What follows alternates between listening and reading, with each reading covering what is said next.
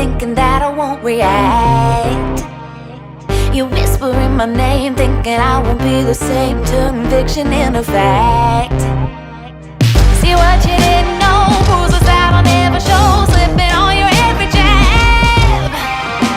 So tighten up your fist, step into the ring with this. I hope your mama's got your back.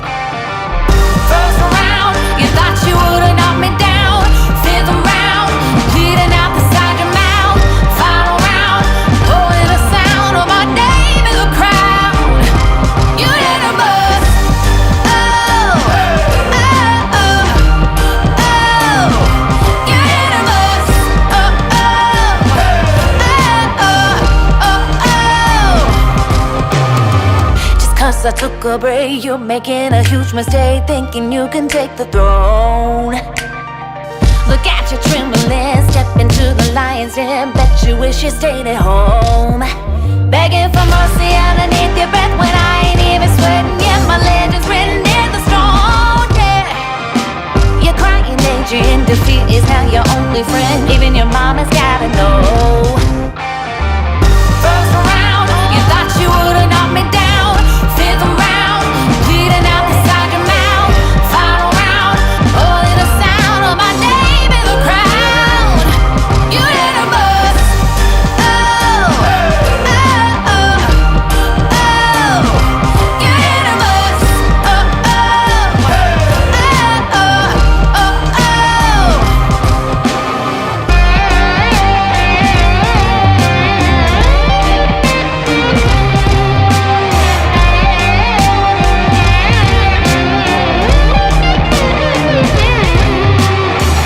First round, fifth round, final round. Oh, yeah. First round, fifth round, final round. No, no, no, no, no, no. First round, you thought you would've knocked me down. Fifth round, bleeding out the side of your mouth. Final round, only the sound of my name in the crowd. You didn't bust. Oh, oh, oh, oh. You didn't bust. Oh, oh, oh,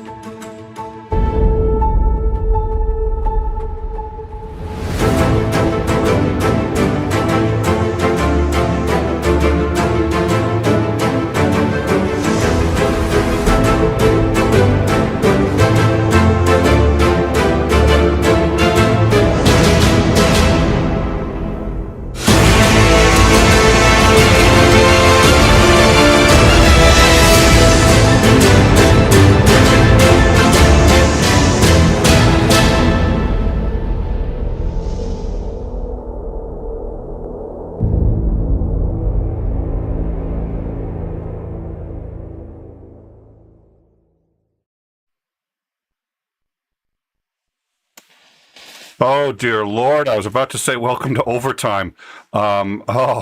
It actually just feels good to be back on in time. It feels good. I don't think we're done with overtime, not by a long shot, but it feels good. It feels like taking a break. It feels like coming home. Welcome to In Time. My name is Nicholas Lamar Soutter. With me today is Xander. Xander, how are you? Okay. Experiencing the lovely Ohio. Yeah, are you back on the road? Yes, in Ohio, just outside of Cleveland. You know, what I think we should do is we should actually have like an Xandering tracker that's just going to track where you are at any given time. And then the only downside to that is that you might get stalkers and stuff like that. But since it doesn't directly affect me, I care a little less. Anyways, nobody cares enough to stalk me. You're down on yourself today, bro. I don't know what's going on. Too much war coverage. I think it's getting to all of us. Well, so well, this is a conversation we've been wanting to have for a while. We've talked actually a bit about. Quite a bit about the sanctions, and there was a report. I forget what it was. A major magazine. I can look it up. It's on the Discord. And come join us on the Discord if you find anything we're talking about interesting. We cover all of this on the Discord. We're an educational show for many of you who've been joining because of Overtime. This is your first time viewing In Time, and that's sort of the flagship show. Mostly interviews, discussions, stuff like that. And you can find all this stuff, anything from gaming to philosophy, on our Discord. So I hope you'll join and check that out. But there was an article on basically, well, there's sort of a million ways the war in Crimea could end. It's going to be likely one of two, which is a continuing up of ratcheting, escalations, and brinksmanship, or basically we cede Ukraine to Russia, which is a really bad solution because it's kicking the can down the road. And in the long term, we're still in the same place, which is now he's just going to be more emboldened to take more. So it's a shit problem every way. For me, the sanctions have been what I've been most hopeful for, and the reason is because it gives his people. It gives the oligarchs, and it gives the military genuine incentive to do something about it on their side, because I think that's about all they can do. And Russia has an interesting history of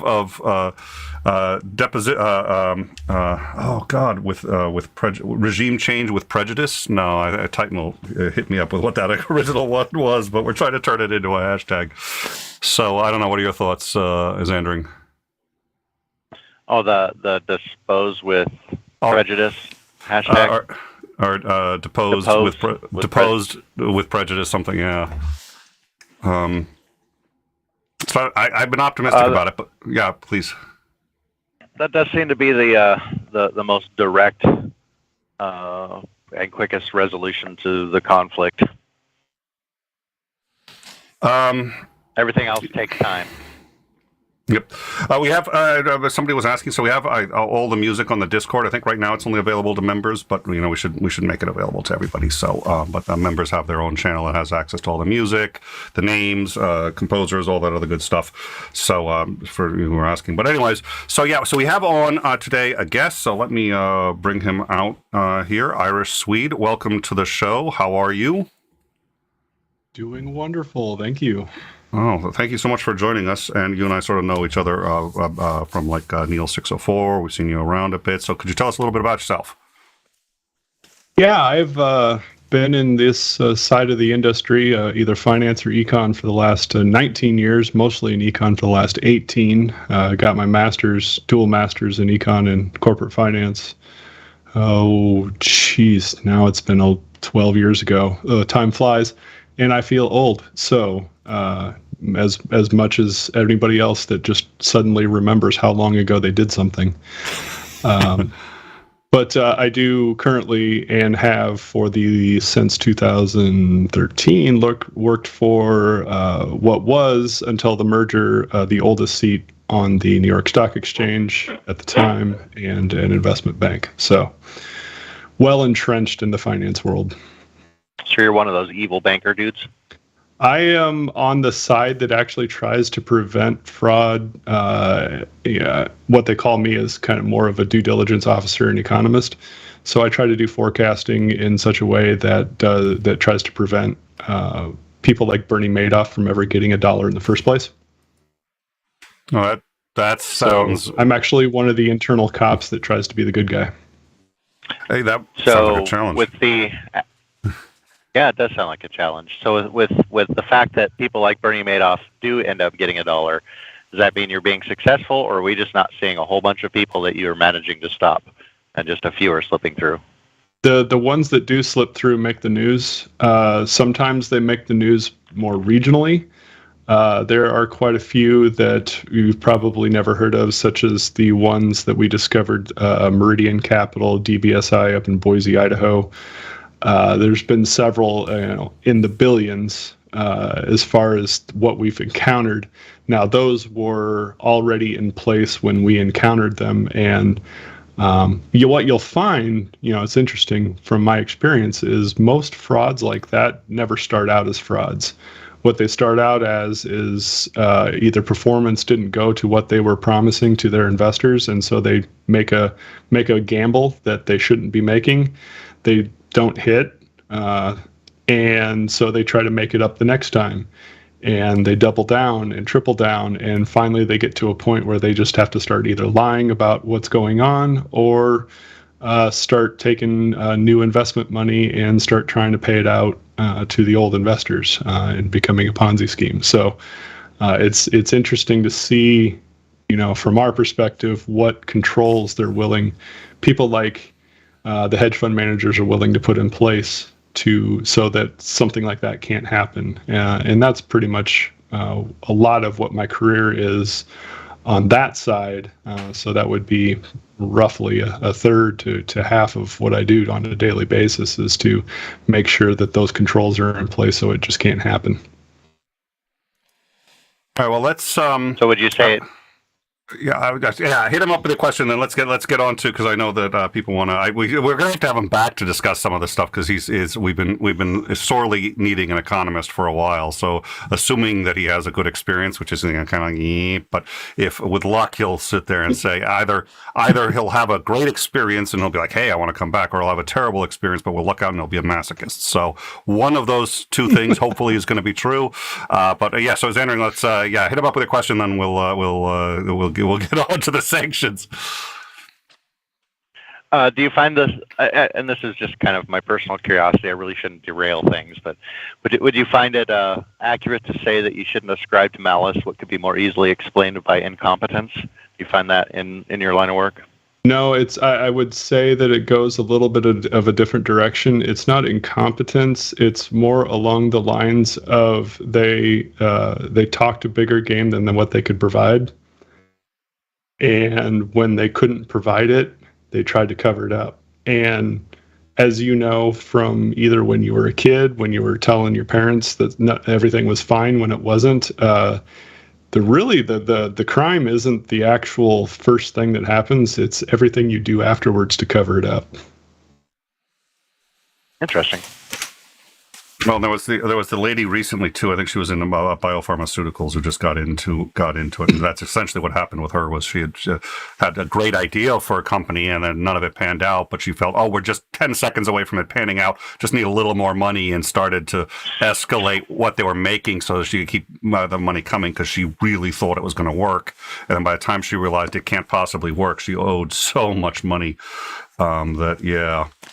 all right. Well, we'll have you back, to discuss those kinds of schemes. I know the number of economics shows that we could have, so you're going to be booked for a month. So let's talk about when we talk about sanctions. What are sanctions, and can you give me just sort of a brief history of sanctions, sort of throughout the modern economy? Yeah, sanctions. Long story short, are a concerted effort to inhibit the economy of a country that is either judged to be a pariah state or in violation of international law. It is a step in which you can avoid hot war, which we all hate, which is what is going on in the Ukraine, or I shouldn't say the Ukraine. The Ukraine is the area in Ukraine right now. And so, sanctions are kind of a middling step in between a whole bunch of other steps that you can take to try to avoid putting troops on the ground. So, historically, have sanctions been particularly effective? Are they sort of used to apply political pressure, or what are the goals when you deliver sanctions? Yeah. Typically, the goals can be from short term to extraordinarily long term. We look at what the United States has done to Venezuela, Cuba, North Korea, and other states that, and I'm not going to say they are, but the United States has deemed to be either pariah states or ideological enemies per se. And so the pressures that they try to put on are either to make the populace so unhappy that they enact a regime change of their own, that the military takes over and a friendly government can be installed, or that the government itself relents and becomes more friendly towards the desires and aims of the United States or its allies. There's that side. There's what you can do with those things, though, is how to restrict trade.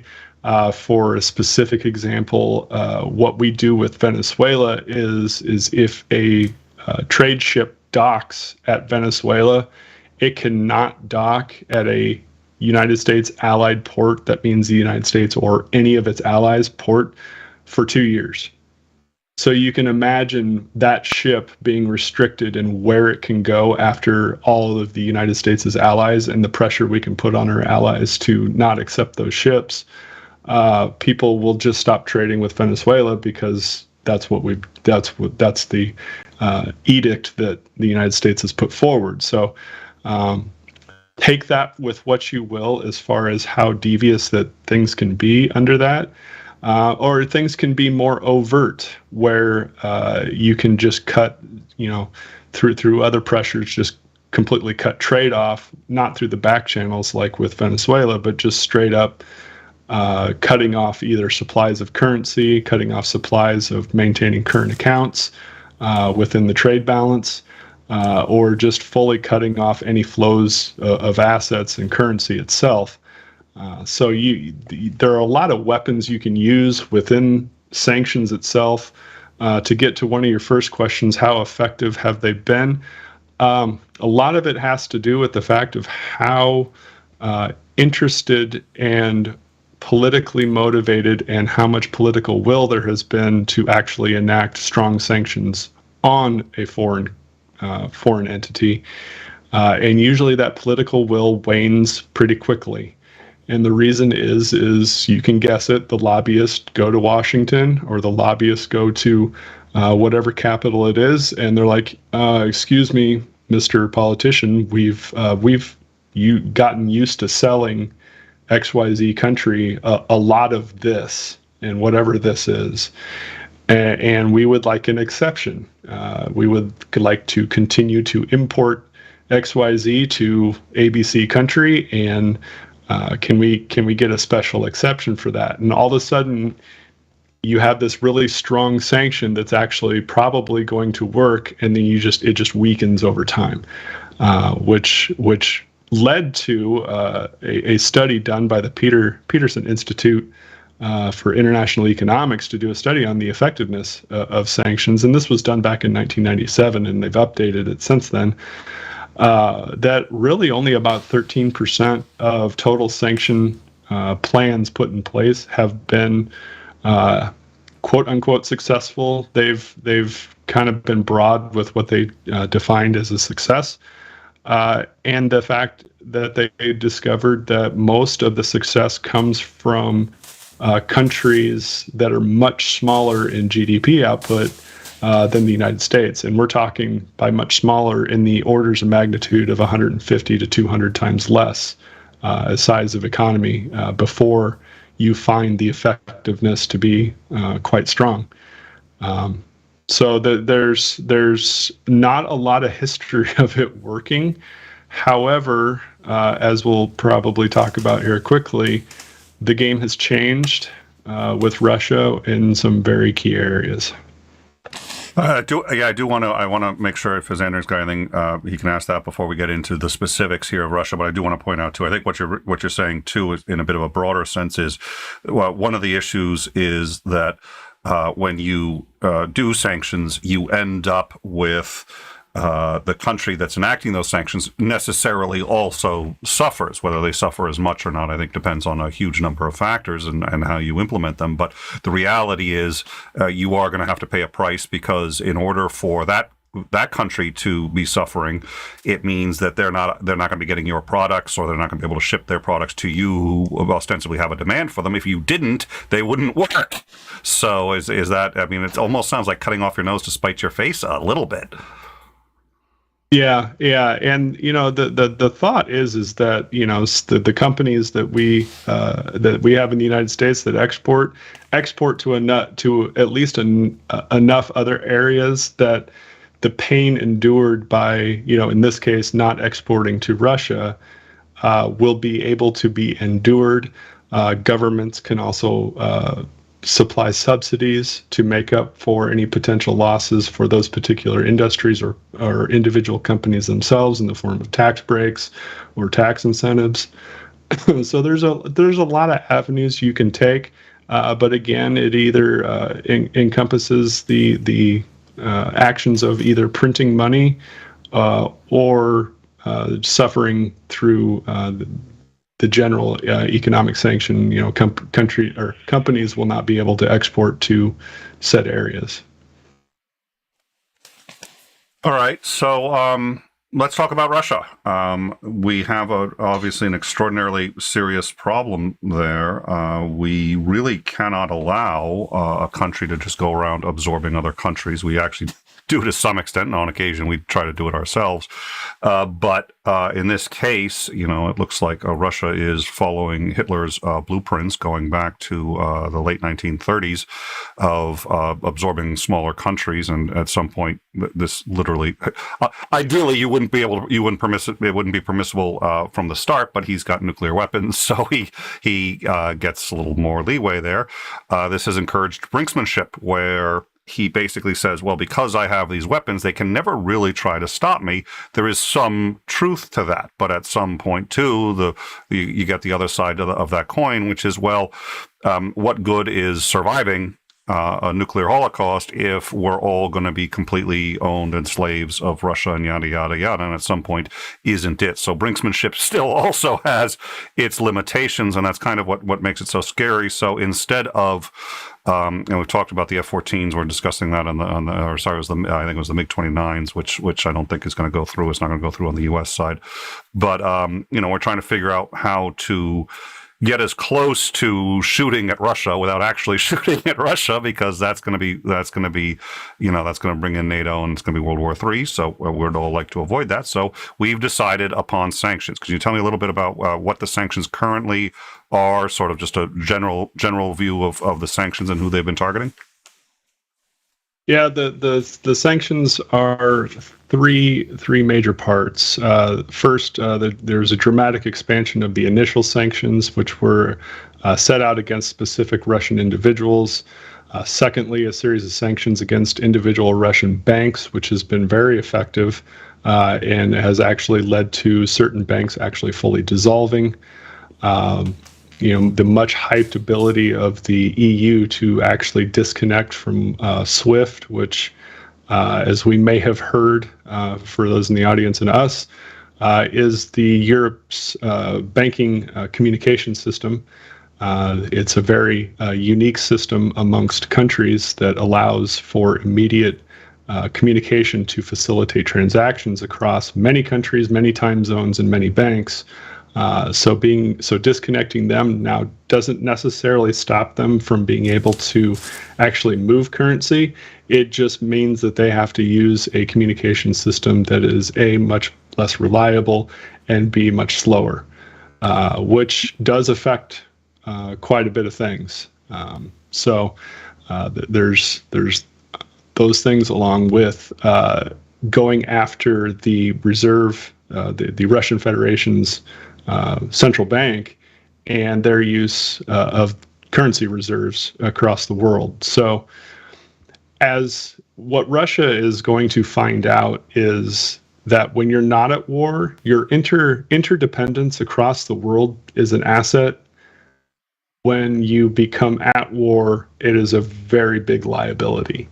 So the stability of, say, your economy, which is tied to your currency, which is tied to other people's currencies, comes down to your ability to maintain international reserves in your own banks and people holding your own currency abroad. Because when you trade, you want to be able to trade in either the world reserve currency itself or an agreed upon currency itself. So the Russian ruble being one that would be used across other areas of the world, such as Southeast Asia, in between China and Russia, for trade policies there, and even Eastern Europe, with the euro would have a euro to ruble stability goal. And so when that gets endangered, as we're seeing, the ruble is tanking. Like I don't think I've ever seen a currency tank like this since Zimbabwe, at least. What they're finding is that their interdependence turned from an asset to a liability very quickly. So we get back to a lot of what people were saying in 1914, which was, we're so interconnected, we're all getting rich. This economy in our trade, why would anyone screw that up with war? Well, and as you know, in 1914, they screwed it up with a war. Well, and that's one of the very simple kind of a pithy phrase, free trade stops wars. And I think that's been one of my arguments for trying to maximize trade with China if you really want to, and it will have a bit of a negative impact on the U.S., but we'll reach a state of equilibrium, and China will probably be, I would assume, a freer country for it. But that's another, that we'll bring you on for that one too. We're booking you, by the way, and I'll send you the dates that you are now obligated to come on. When you came on the show, we had you sign that contract, and it did say that basically you were going to make us your priority over, and it just so happens we coincide with Neil a lot, so he's going to start thinking I'm poaching his guests, so good. We have a super chat, which is actually going to dovetail, I think, very nicely into the next question. So let me actually start with sort of roughly the next question, which is, what effect does this appear to be having going forward? And the question, the $5 super chat, thank you so much again. And you guys all know this, we get demonetized. We get demonetized every other show. You can't, and we don't, people try to, and I get this, they try to use euphemisms and not the actual language. No, this is an adult program, but we really rely on these. So thank you very much, CRB Vegas. $5 super chat. Pandemic, shortages, inflation. The West is already at its limit. Putin had this in his calculus when he chose to invade. How long can it really last? And so I'd like to also expand on that. And it's like, if he already had this in his calculus, what is it going to really do? So let's start with what his calculus was, because I had heard before, and we've talked about this, that he's kind of inflation-proofed his economy sanction-proofed his economy, tried to really, focus on things very hard to sanction, like energy, because we really are dependent on that, and B, trying to make most of the things that he needs in his own country so that even sanctions are going to be muted. Has he been trying to do that? Has that been effective? Has that had an impact? And why, if any reason, is this different? So I think we have to get into why this is different to really answer why what he did. His calculus was based on history and what countries were willing to do in the past, rather than what they might do in the current situation. So if you think that throughout the whole history of the world, or at least as long as the G7 has been in existence, there has never been sanctions against unilaterally by the G7 countries against anyone, ever. So, I mean, you think about just how impactful that is upon another economy being targeted like that by the whole entire group of seven economies. That is quite a large thing in and of itself. The other thing is excluding Russia from the Bank for International Settlements and stopping banks from being able to transact foreign currencies is something that hasn't been done in the past, except for once, which I believe was Iran at one point in time. And Iran is one of those ones that worked really well. The sanctions were crippling when they were enacted. Now they became in such a way that were weakened, but initially they had quite the impact. And so I don't think Putin fully appreciated Europe, America, Japan, and others' desire to avoid weakening their sanctions, so that would definitely lead to a war, because if the sanctions were weak, Putin would just keep going. It would brush it off like a gnat landing on your shoulder. And how he has gone about trying to sanction-proof his economy was based on wholly what he thought he could do based on history. And so that hasn't come to pass. And so I think he's made a miscalculation. I could be wrong in that venture, but I think he has made quite the miscalculation because the ruble has tanked. It's useless outside of Russia these days. The thing that Russia does have going for it is obviously its exports of energy to the Western nations is still creating a current account surplus on the trade line. But some of that has to do with the fact that nobody's importing and Russia is still able to export, at least on the energy side.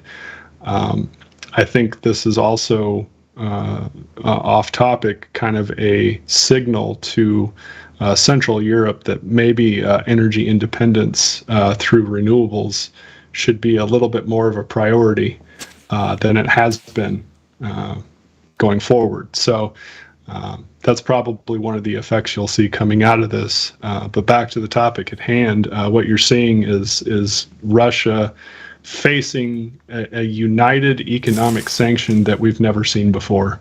And it's quite impressive, especially from our perspective and students of history, that we've looked at how things have worked in the past. And the Peterson Institute study that came out in '97 was based upon how things had always been done. And the reason that things are different now is because the unification of the economies around the world to actually enact these sanctions and stick to them and actually make them worse. I mean, it was last night that the breaking news that Japan is not even going to allow any equipment out that would be used for energy production or extraction, which is huge. Because that equipment needs to be replaced quite often.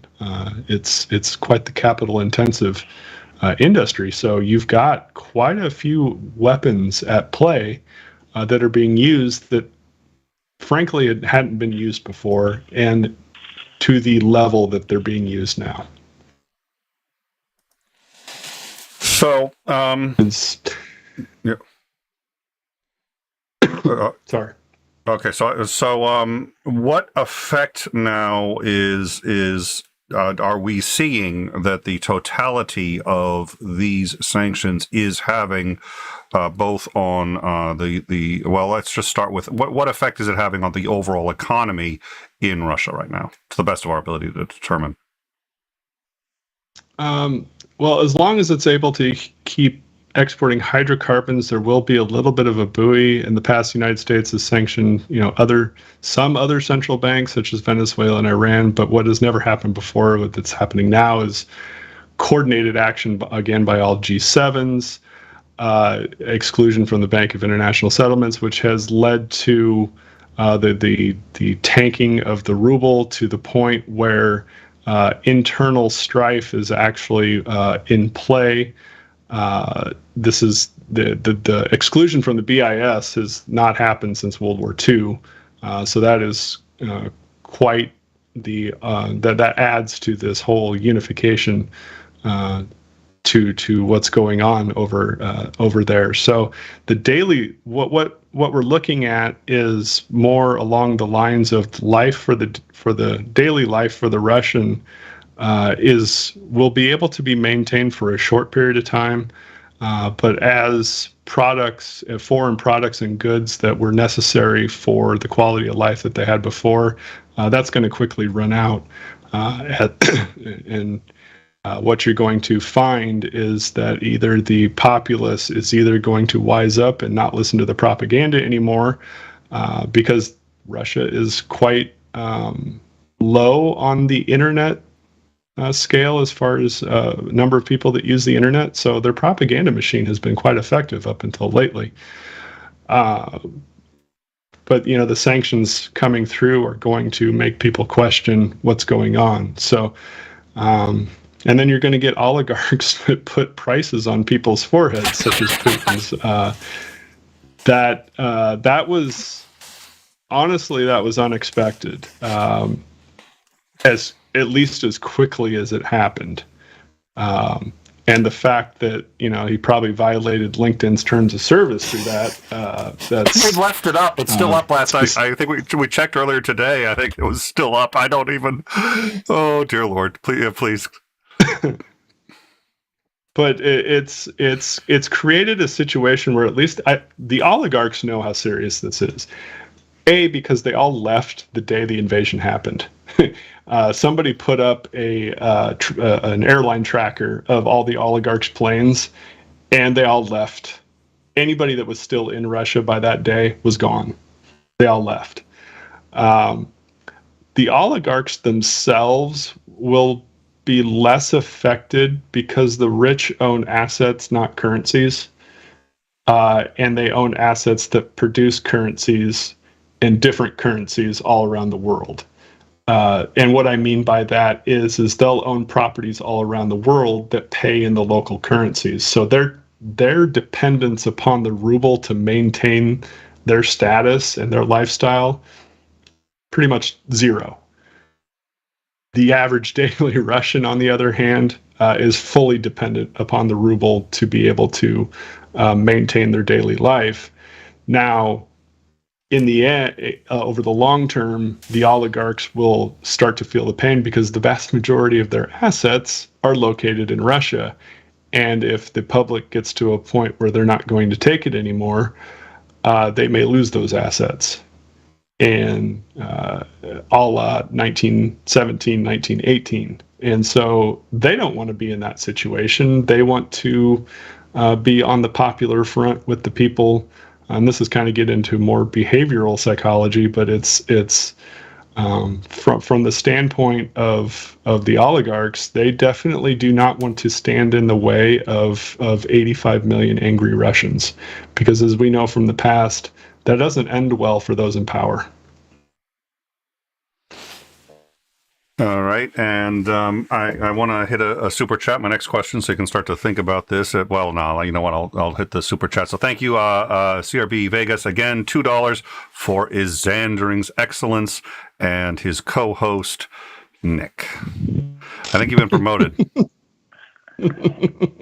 Sweet, and I didn't even have to do anything. I can just sit here and learn and absorb it, because I've always been kind of weak on the foreign policy front. So, I love listening about how different foreign policy procedures, like, for example, I've heard over the last little while about how ineffective sanctions have been throughout history. And just, everybody's like, well, these have never really worked before. Why in the hell do we think they're going to work now?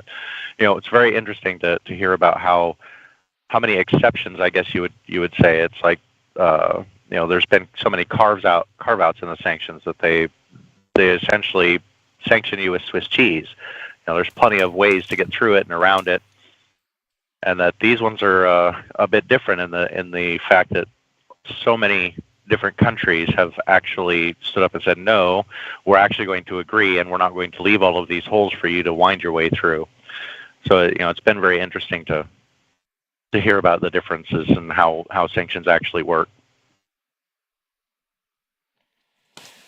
So, well, thank you, CRB Vegas, for that. And I'm not sure. I'm thrilled with the. Well, no, maybe not. That's it. I get to be co-host. And we'll hand the vMix license to Isandring, and good luck with that. Hey, that means it comes with my pay raise, right? Because you make twice what I make. Yeah, I do make twice what you make. So we'll double your salary. You know what? I'm feeling generous. We'll triple your salary, and there you go. I think okay, problem solved. So thank you, CRP Vegas. You've revolutionized in time as we know it. So it only cost you $2. So yeah, thank you again for your support. We really appreciate it. Thank you for the super chat. So I think it's important. I think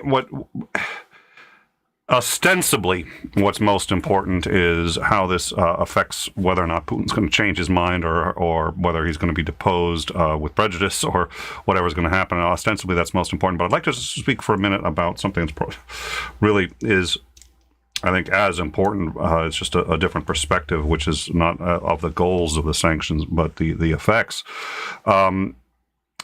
We had on Commander Lance McMillan, who was talking about the victims of Putin's war, and he pointed out that the average Russian is just as much a victim as the average Ukrainian. They didn't vote for him. They didn't vote for him. Some probably did, but those that didn't still did, and it wasn't by choice. Many of them don't want him. There isn't much they can do, and so the they are now stuck here facing these sanctions. So they're a whole nother set of victims.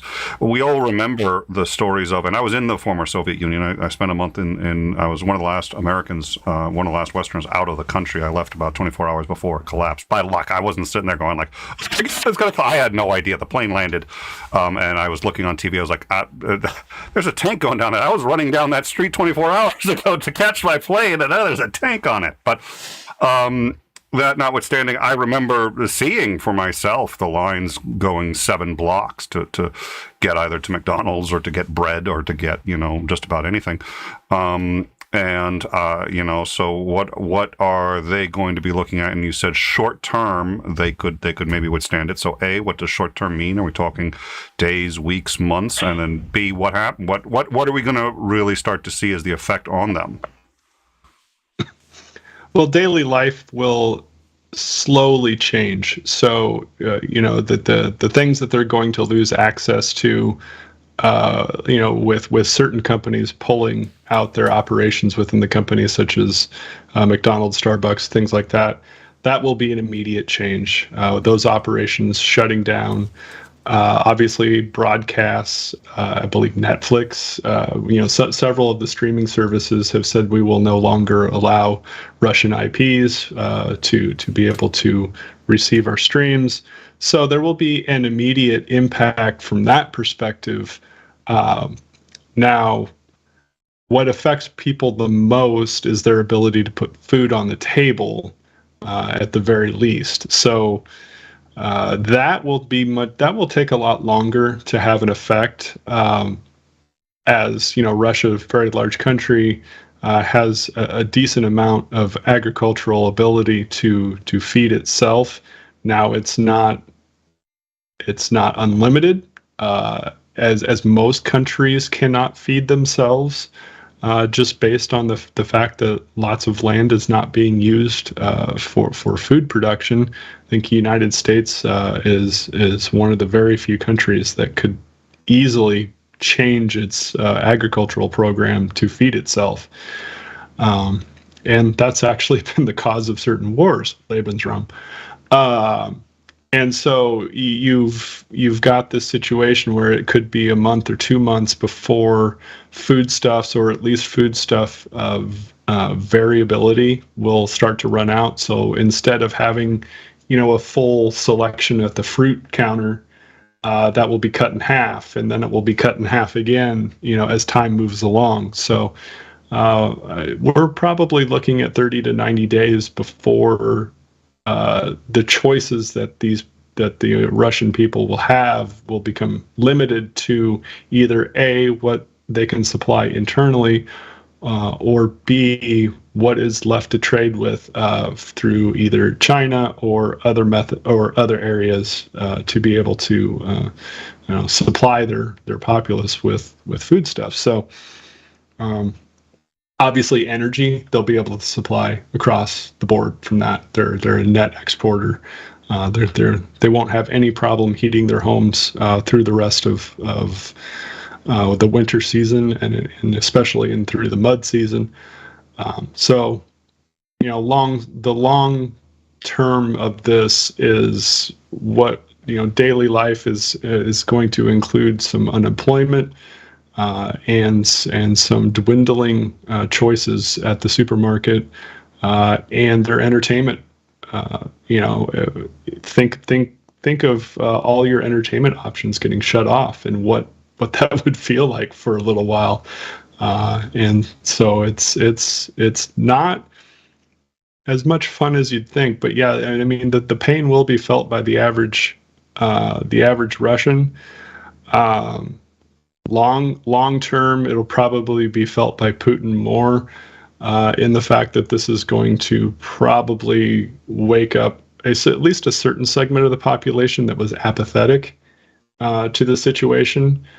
You either loved him or you hated him, or you were in the middle and you were apathetic. You're like, yeah, well, this is Russia. This is what Russia's like.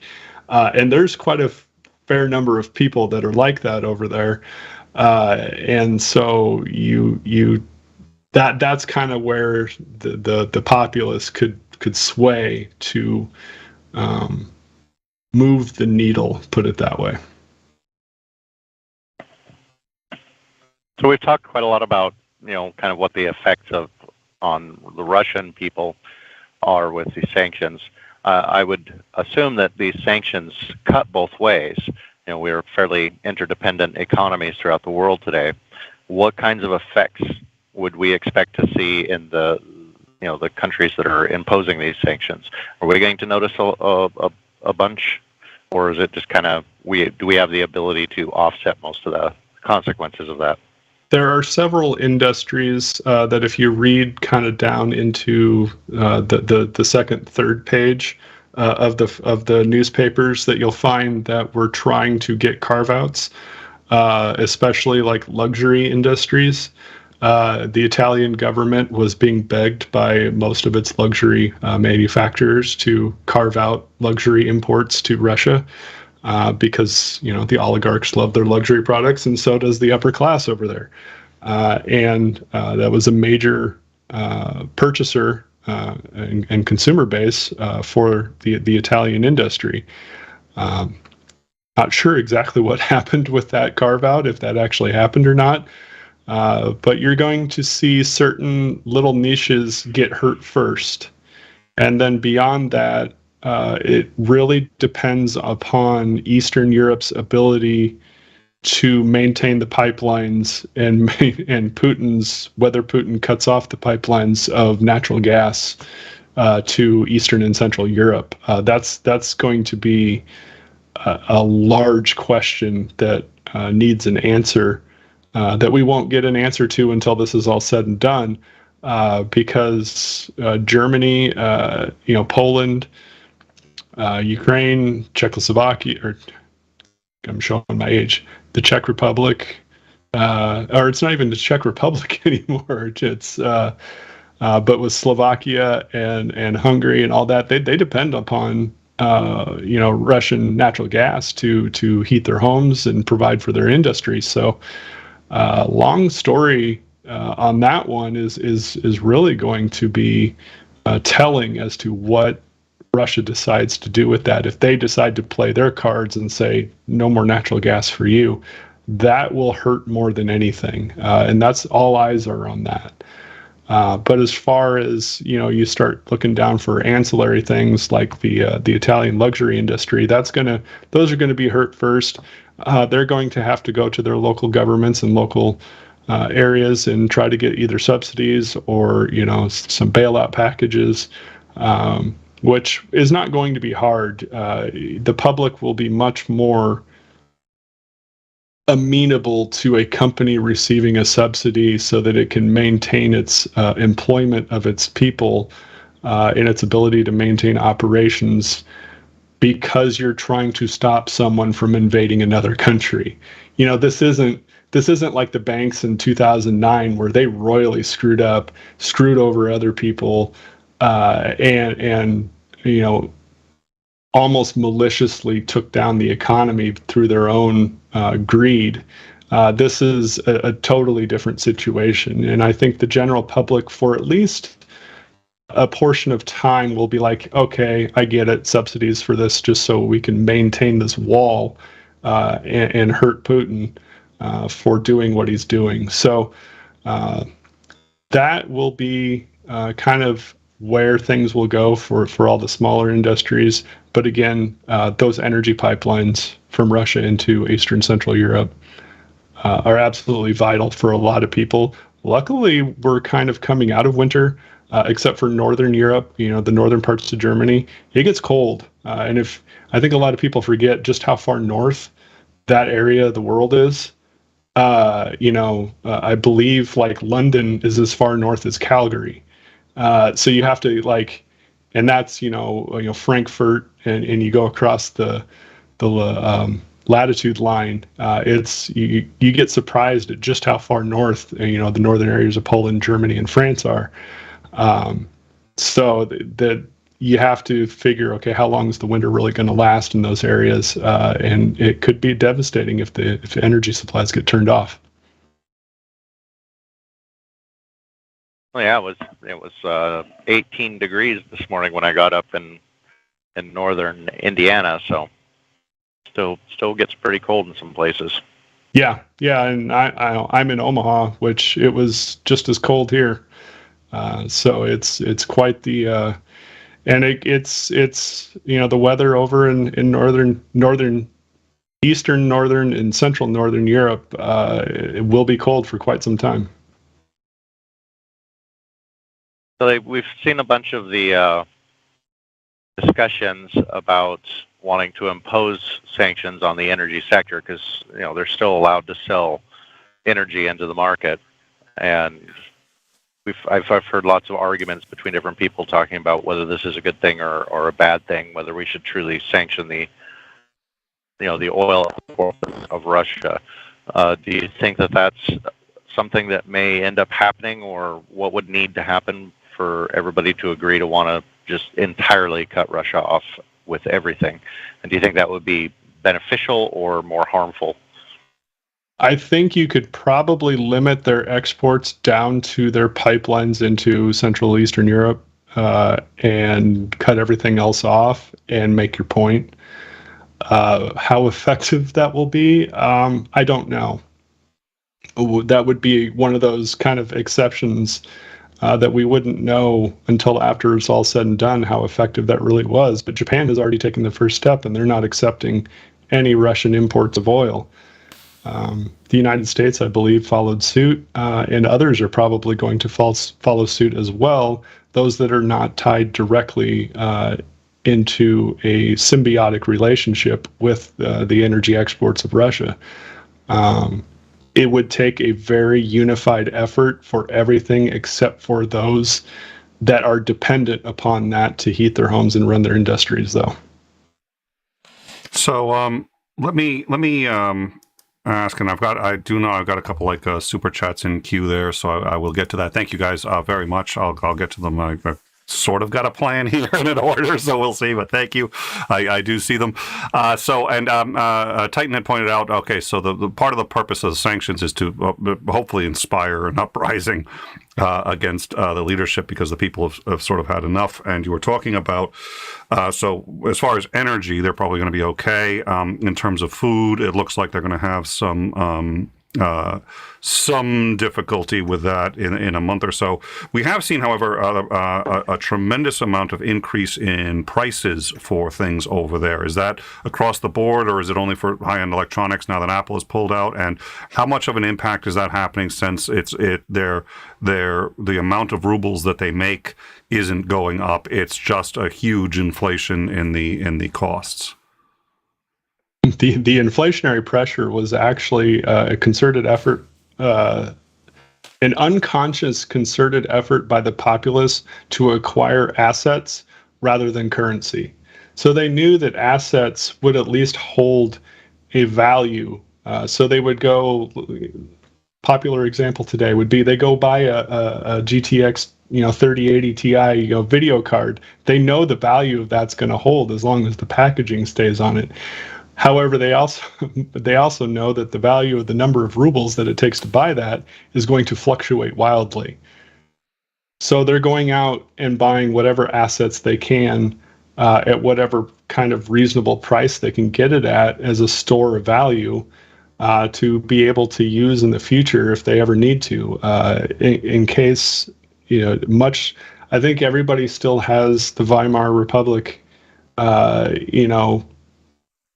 bread costing 1 trillion Deutschmarks image in their head and you chuckle, but I think it was 100 Deutschmarks one day, it was 100,000 the next, and it was 1 trillion the third day, is kind of how things went.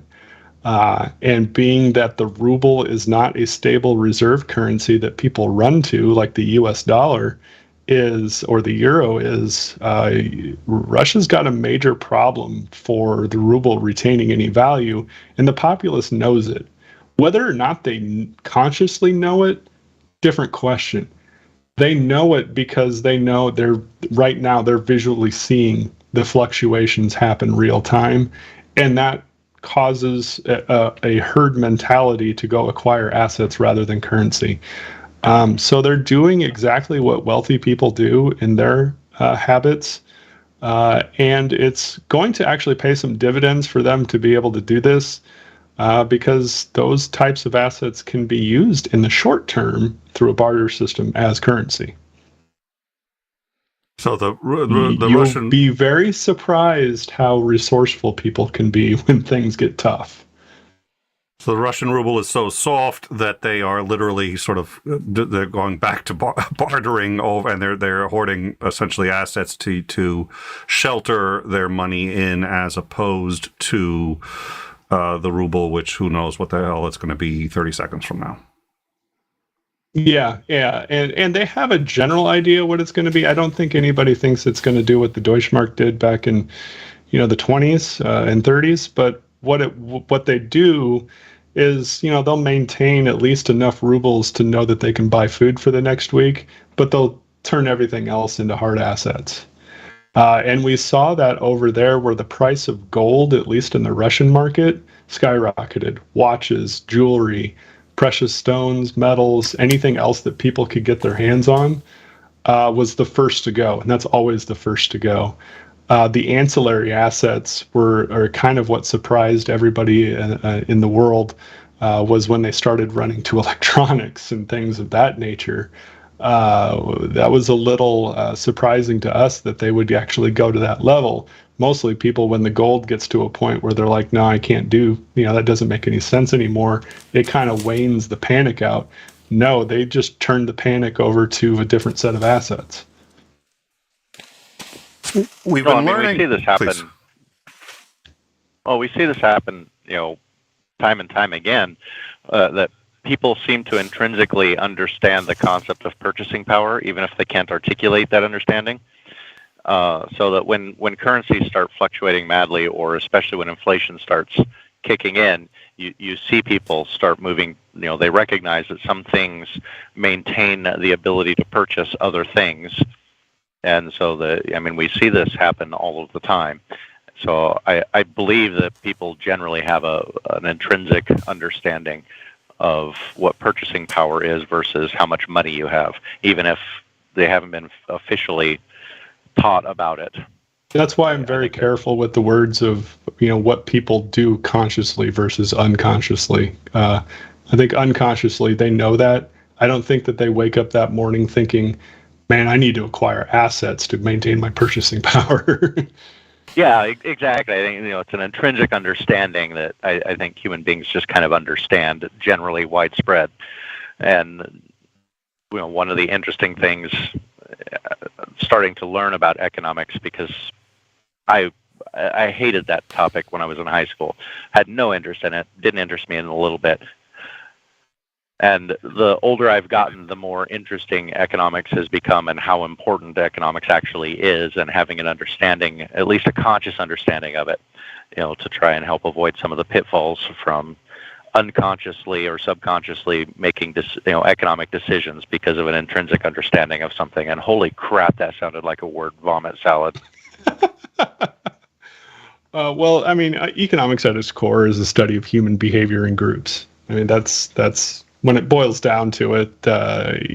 All the math and everything else really is just our best way to understand how groups perceive and trade on value. Not that different from psychology. When I took my first econ class, I'd already passed all the requirements for a BA in psychology, and I remember acing that class, and everyone was like, "It's so hard, it's so hard." I was like, "Dude, it's shit. This is all just like once you have Psych 101 down, this is easy." Yeah. So A couple of big questions left, and then if anybody has any questions in the live chat, or if Xandring has any questions left, but I can think of 2 or 3 biggies left. One is kind of on an ancillary topic, but shortly after 9/11, one of the things that we started paying attention to was, gee, how many investments do the Royal House of Saud, or do the Saudis have, specifically the Royal House of Saud, but anybody who's wealthy and powerful in Saudi Arabia, have in the U.S.? And it turns out they have quite a bit.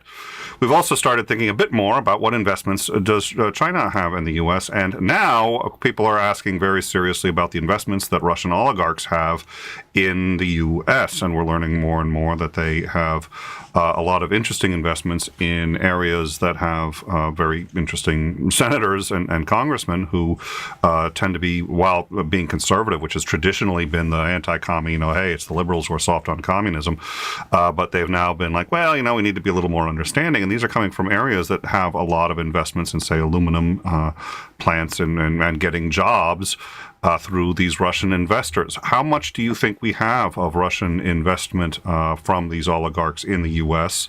And does that? How much of an impact do you think that has on things? I think it has an impact on politicians much more than I think it has an impact on the general economy. People are always worried about how much of the U.S. debt China owns and things like that. The number is actually surprisingly small. Even from that perspective, I think China only owns 7 to 9% of U.S. debt, and in total, it is illegal for any more than 51 or 49% of U.S. debt to be owned by any combination of foreign entities. And the vast majority of U.S. debt is owned by the American public itself. Most of, or at least a portion of most of your retirement funds probably has a 1 to 10% allocation to treasury bonds and T-bills and T-notes and stuff. And that's loans to the government. I mean, that's loans to the government. So most of that is actually within retirement accounts and pension funds and everything else.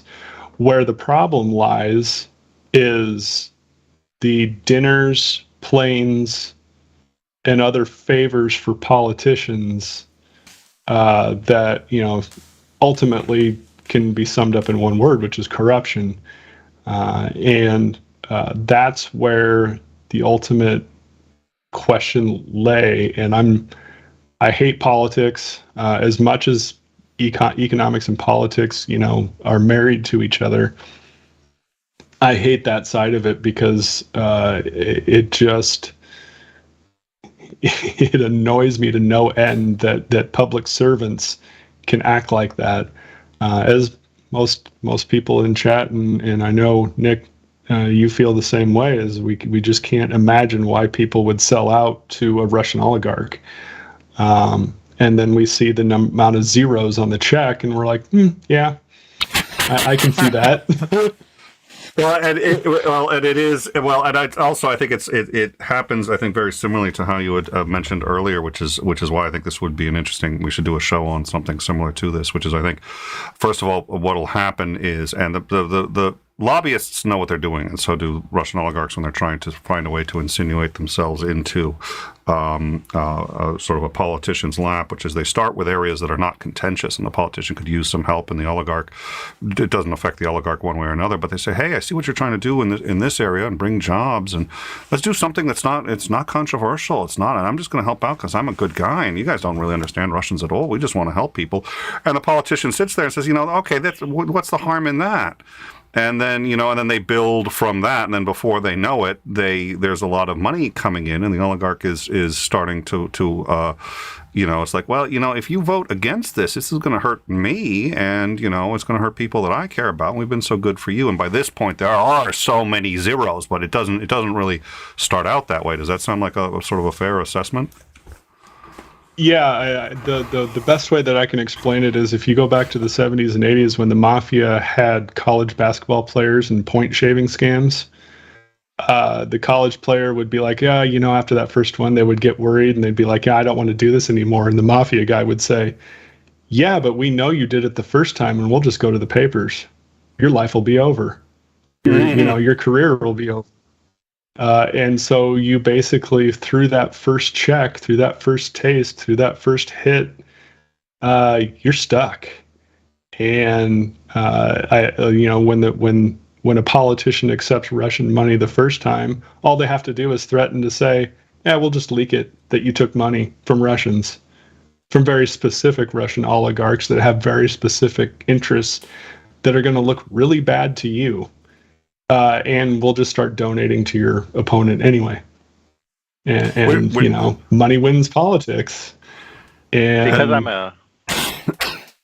because I'm a conservative, I have to bring this point up. Here we go. You wouldn't have nearly these amounts of problems if you reduced the amount of power the politicians had to affect people's lives. As an anarcho-syndicalist, I couldn't agree more. At the same time, you could create a system which was at least a lot more restrictive than we have now. Sure, but if you just reduce the power of government, you wouldn't need to create a new system because the vested money interests would drift away because their money wouldn't buy them enough to bother spending it. So if you were having government with no teeth, government in economics, we call that a government no teeth becomes feudalistic very quickly. No, Mike. I'm going to take a wild stab in the dark here and say that maybe Andring is advocating for states to have more control because that's what the Constitution says. Listen, it's not an accident. Take a look at the Constitution on the background there. Okay, that's not just he got to choose that. Okay, it's just like that was. Yeah. Is that a good guess as to where maybe you were heading with this, Andring? Just out of curiosity. I don't know where you possibly got that idea from. Yeah. Okay. Yeah. Yeah. Oh well. The sad part is I make fun of him, but he made some really good arguments for that in the past, and just can't help but stomp all over a show that was just going great and be like, "I'm going to put my political ideology all over that." I can always tell when somebody has either read Adam Smith or not because the people that haven't read him advocate for less restrictions.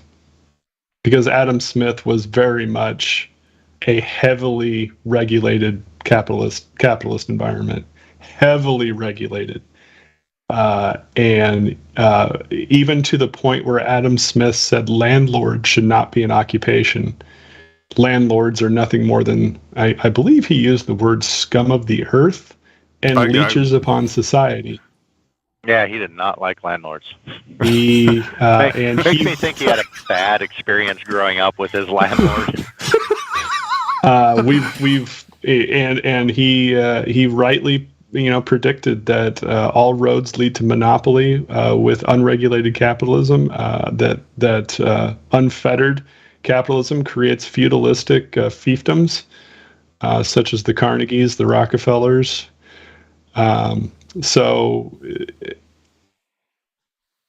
Human's going to human, and no matter who has the power, it's going to be used poorly. Oh, I see. We've seen that happen time and time again throughout all human history. I'm not against regulation. I'm against power at the federal level. I think that the Constitution was brilliantly put together, though not perfectly put together. That whole three-fifths thing was terrible. Yeah, there's definitely some issues that the Constitution has that should be updated. And the fact that slavery is still legal, according to the Constitution, I think that needs to be changed pretty quickly too. Yeah, and even as a supporter of things like the Second Amendment, I point out that it's like, look, that should have been amended. It should have been amended after World War I. Yeah. But I think you would bring up, and I do want to get back on the main topic. I do want to try to put a pin on this. I think, as Andring, you would probably argue too that that's sort of one of the parts of the Constitution you like the most is where something like the Second Amendment could be amended, and the failure is really that we're not doing that. So not that there may be very good arguments for gun control, but they need to be handled appropriately, not by in sort of the same way that healthcare was done by hijacking the interstate commerce clause or something like that. Is that essentially that is its own corruption, right? We were talking about corruption, and if you let states do more of their, almost as a state in Europe, they are a state, they are almost their own country, but for certain things that obviously the federal government would have to do. Is that essentially your argument? Yeah, I mean, the United States was essentially put together as the states were supposed to be paramount, and that the federal government was to do those things that you wouldn't want a state to do or a state couldn't do. I mean, the EU is a very good analogy to how the United States was put together. It was intended to be that way. It was supposed to be federalist. So I just don't like the concentration of power that we've put into the federal government.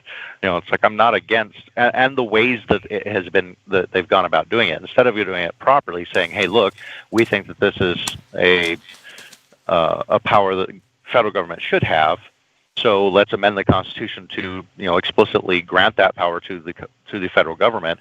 No, they didn't do that. They just started saying, "Well, Commerce Clause, because you bought some sort of item from that came from out of state, therefore we have the right to regulate you, even though it's like you're growing your own cows on your own farm and you're selling to your own local market, because those rubber bands that you bought came from out of state. We now have the power to regulate you." I mean, I don't like the way that the government has tried to claw power to itself in ways that I view as unconstitutional. So and a lot we I'm can not fix. I'm not against regulation. I mean, the states have very, very broad power to regulate things, and they should be allowed to do so. But the federal government has grown way out of proportion to what it should be, in my opinion. I think we should eliminate first past the post and go to a multi-party system. I would love to go to a multi-party system. I would love to go to a multi-party system. Unfortunately, Nick's got a very good argument as to why that will never happen. Well, because first past the post is part of the Constitution.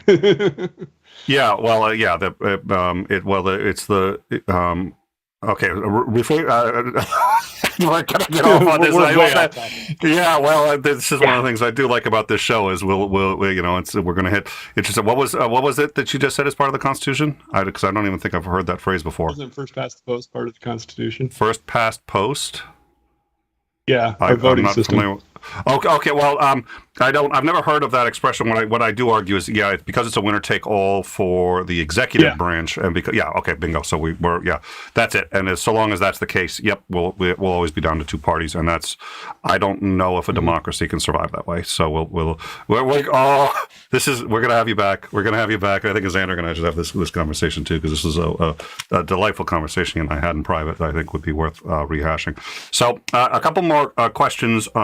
One is, and this was a $5 super chat from Jake 4D. Thank you, Jake, so much for your support. We really appreciate it, and always been a big supporter of the show. So thank you. $5 super chat. If Russia left Ukraine, including Crimea, today, how long would it take for sanctions to be fully lifted, and or for Ukraine's economic recovery? So since there are two questions there, let's break them apart because they're both very important questions.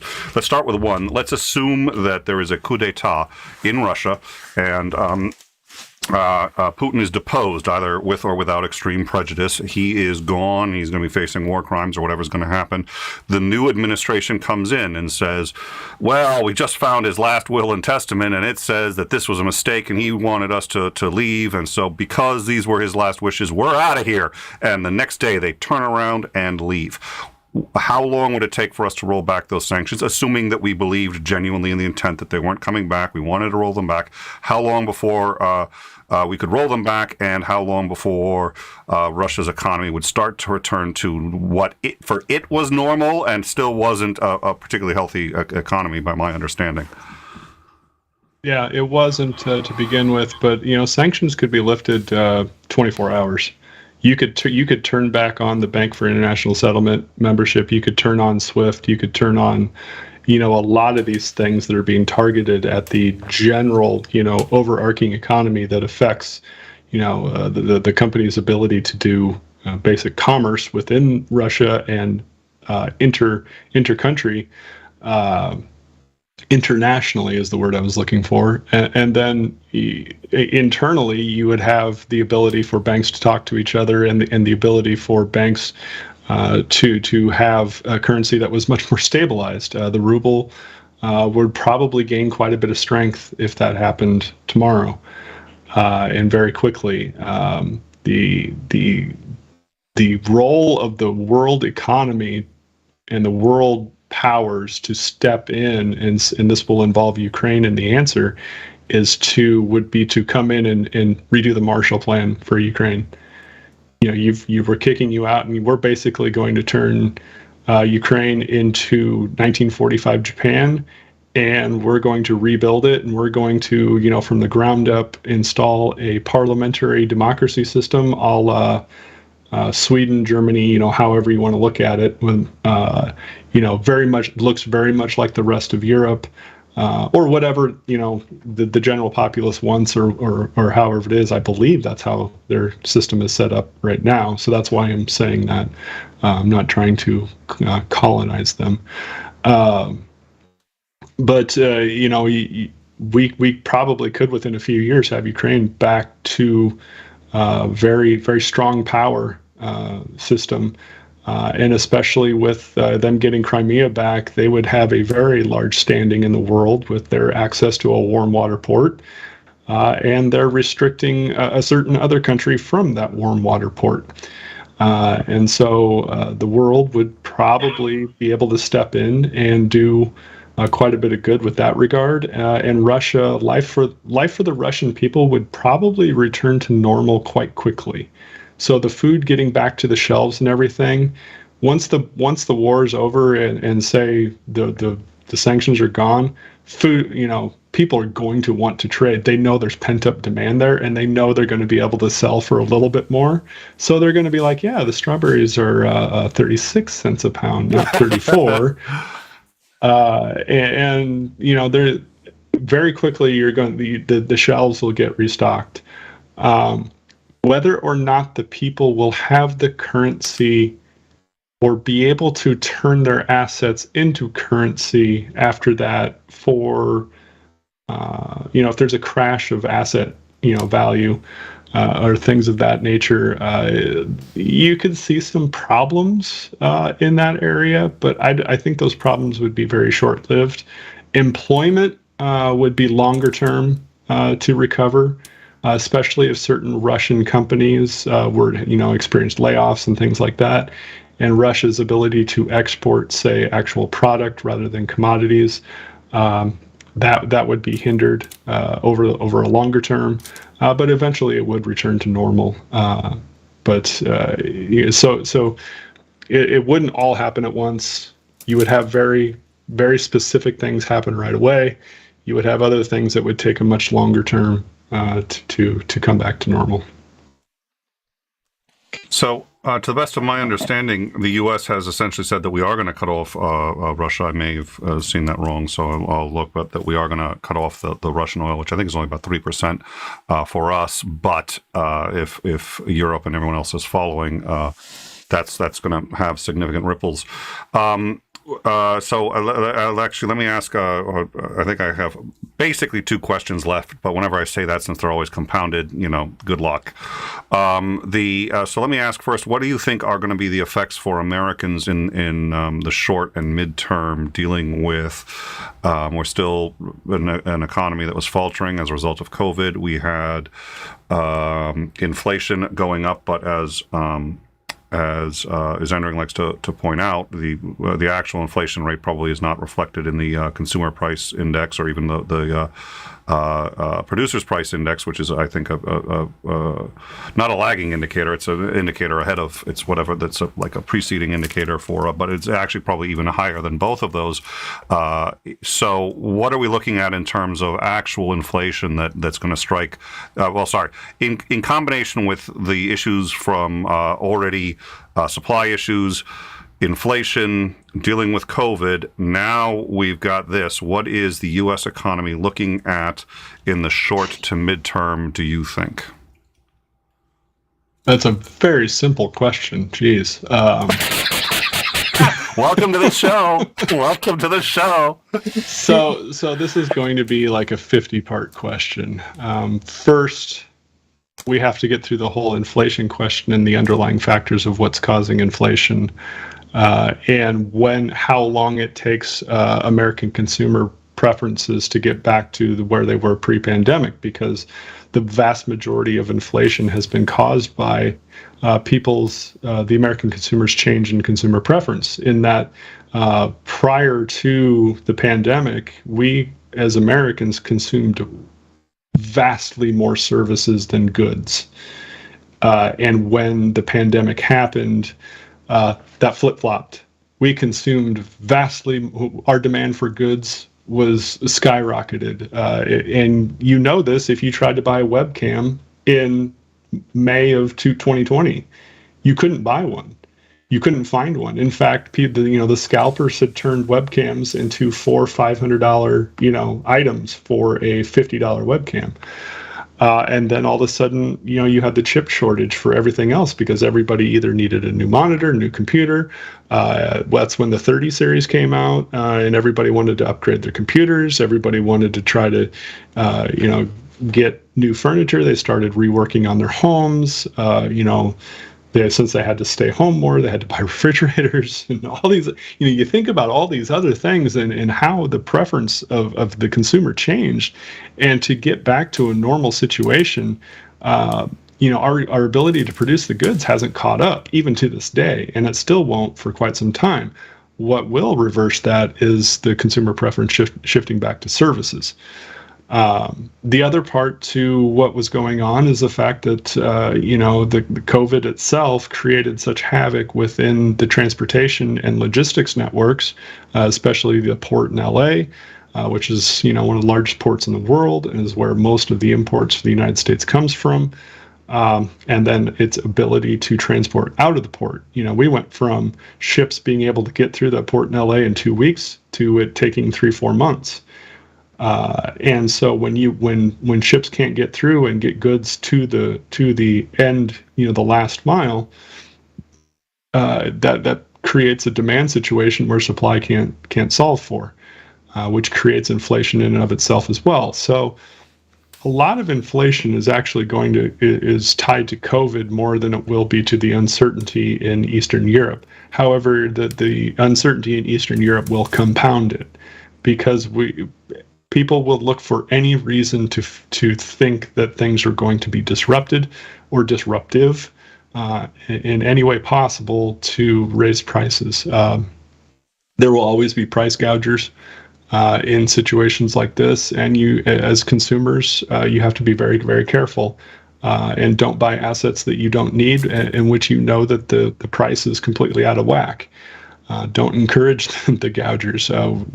We found that out with toilet paper for several weeks there at the beginning of the pandemic. And we found it out with video cards over the last, 2 years. So a lot of what we're going to see as far as the economy is more tied to our ability to get over COVID than anything that's going to happen in the Eastern Europe. So again, a lot of that's going to be tied to vaccination rate, hospitalization rate, and restrictions at the state level. So as whether or not you believe it is right for us to, lift restrictions, in the end, that will start to bring about the end of the kind of the inflationary hit that we've been taking.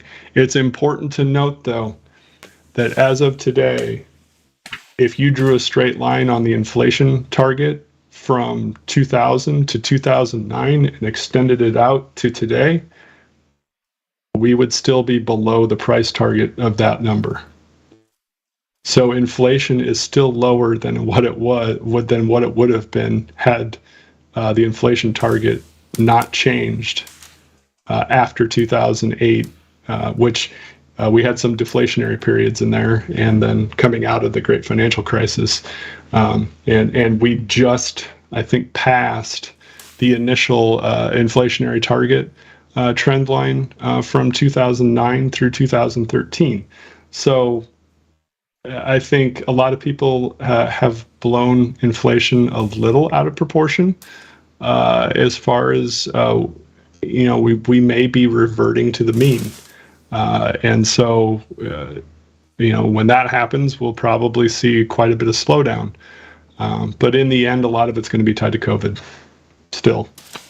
All right, I've got one more question, and then I'd like to see if Xandring has any other questions that he wants to hit before we wrap up. But so my final question is, we're looking at basically cutting off this final thing that we haven't ever really been willing to do, which is just start to cut off, at least not entirely, as you had suggested, for the countries that need it, but certainly for most of us, cut off Russian energy. Past that, do we have anything significant that we can do? What do we do if we decide we want to keep doing sanctions? Is that it for the sanctions if we pull the trigger on that? So China's import of rare earth minerals, the United States import of rare earth minerals, Russia is a large source of those, as is China and Afghanistan. So that will be the major about the only thing the United States really has a strong interest in as far as what the United States could cut off. But that would be it would be hard to do because of the meandering markets for that. As far as I think most of Russia's markets flow through China, so we would have to discern which pile of rock came from a Chinese mine versus a Russian mine, and your guess is as good as mine on that one. So if you had two piles of tin ore, I don't think you could tell which latitude, longitude it came from. So, I would have to go back and look to see what all we import from Russia. It's not much. There isn't a lot that we import from them other than really, really bad movies. And I think in the long term, most of Russia's exports are raw materials to Eastern Central Europe and to China.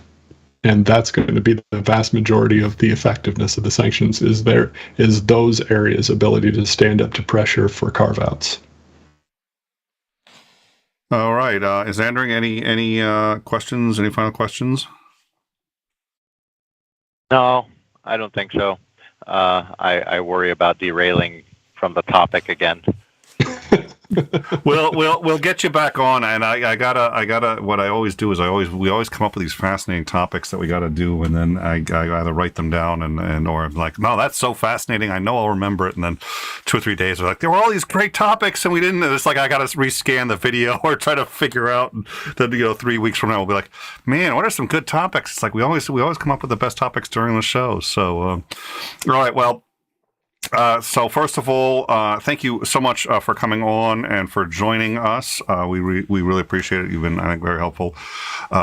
So thank you for that. I also want to say that we do have a Discord, and in it because we also do breaking news and current news, and we're rolling that back a little bit on our coverage for Ukraine, because I think we've said just about everything we can, unless something serious changes that's obvious that we're keeping an eye on. But you can still find all the current events on our Discord. We have a topic area just for that, just for COVID, philosophy, science, education, government, anything you want. We have discussion topics on, and so I think you'll find it very useful if you want to come in and join us. Also, you know what? Like and subscribe. I hate having to say that each and every time. We all do, but it works. It helps us with the algorithm. So if you could do that, that's a great way to show your support.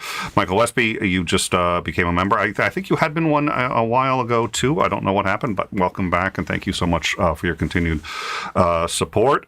And thank you for all the super chats. We really appreciate that. And leave a comment. So we got a comment section, please. We get back to most of the comments every now and then. So it's just like, you know what, that's a thumbs up.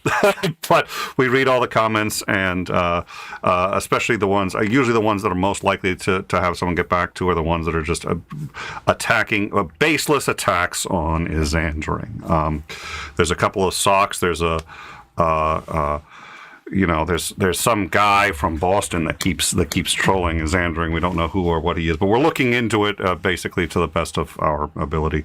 At any rate, thank you all for joining us, and we look forward to. Oh, by the way, I did want to ask you: do you think you might have a few minutes to come hop into our Discord and join us for VC if people want to ask you a few more questions in VC? I try to ask the guests this ahead of time because I don't want to ambush you, but I forgot.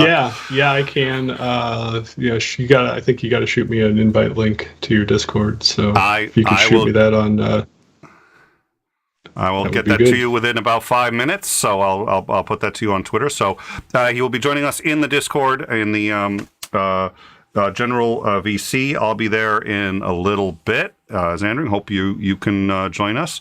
So thank you all once again, and we look forward to seeing. We will not be doing overtime per se tonight. That's our normal sort of overtime day, but I think we're gonna just take a little bit of a break on overtime, and unless there's breaking, in which case, as usual, we'll be covering it. So we'll see where. Oh dear Lord, 1999 is Andrew. I feel ignored. I'm sorry. I'm sorry. I've been a bad co-host. I've been a bad co-host. I think that's a very poor way of trying to get to pay myself, because YouTube takes their chunk and you got to have your pound of flesh too. So that's probably not a wise decision for me to try and. I don't think that's a very economically sound decision there. No, it's no. I think. Well, I think that's more than his whole paycheck. I think you're grossly underestimating Xandring's what he can bring to the table when his truck isn't exploding on him, which happens more frequently. You pissed off a lot of gods in past lives, I'm thinking, Xandring. I must have. Jeez. Yeah. Dear Lord. Did you piss Odin off? Well, ask Ocean; he'll tell you. Ocean's got the direct line, so we'll bring Ocean back and we'll find out. Well, thank you. The new host of In Time, apparently, as has been explained to me now. Thank you to the host of In Time for that super chat. And please all, as I said, like, subscribe. We will see you all in the Discord in just a few minutes. Thank you all so much.